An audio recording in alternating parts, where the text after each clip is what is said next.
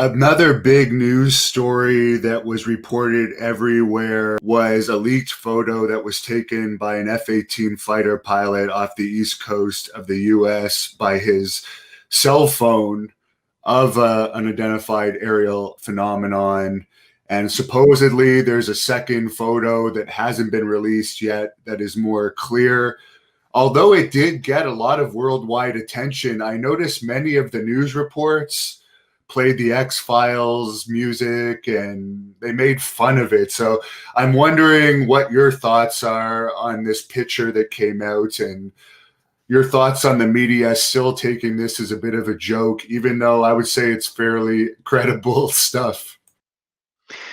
Yes, there's no stopping the media if they want to play the X-Files music. I think they will, and that's fortunately, the discussions that go on after the X-Files music are becoming more and more serious, and more we're finding that retired military officers, scientists, intelligence community personnel, they're being the ones invited on the TV shows these days, which is very good news.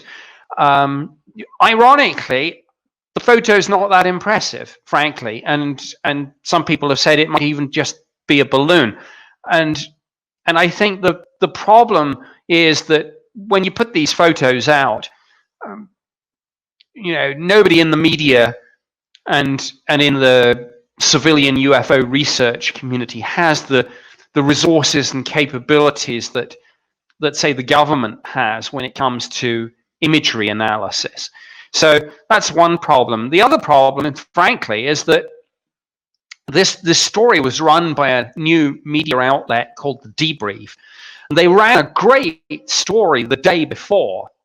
And the story was that some serving intelligence community personnel were speaking about this unidentified aerial phenomena task force that is operating within Office of Naval Intelligence.